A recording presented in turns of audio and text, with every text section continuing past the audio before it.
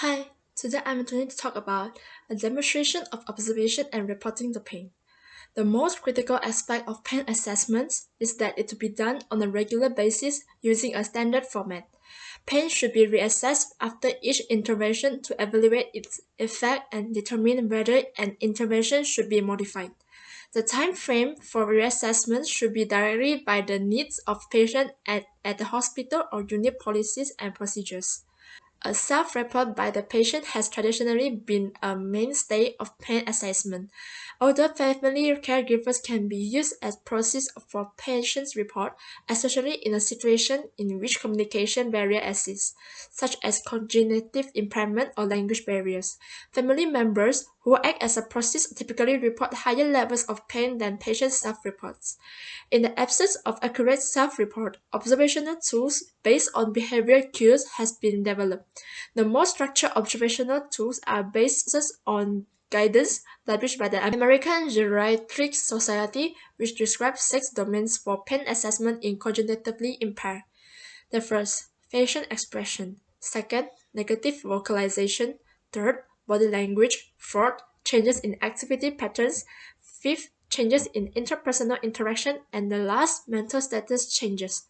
Both physiological and behavioral response can be indicate the presence of pain and should be noted as a part of comprehensive assessment, particularly following surgery.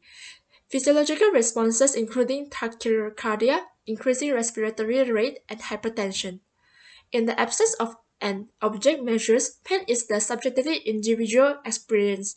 How we respond to pain is related to genetic features as well as cognitive, motivational, emotional, and physiological states. Pain response is also the related to gender, experience and memories of pain, cultural and social influence, and general. Selecting a pain assessment tool should be, when possible, a collaborative decision between the patient and provider to ensure the patient is familiar with the tool. If the clinician selects the tool, consideration should be given to the patient's age, physical, emotional, and cognitive state, and personal preference. Patients who are alert but unable to talk may be able to point a number or face to report their pain.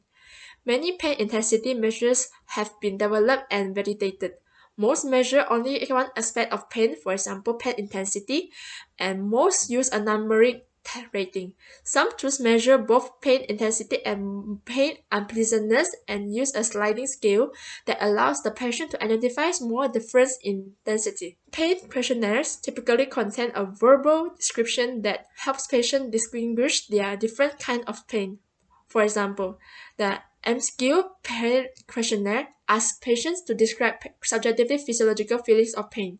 Pain descriptions such as pushing, shooting, stabbing, burning, grueling, radiating, and agonizing, and more another 70 other descriptors are grouped together to convey a patient's pain response.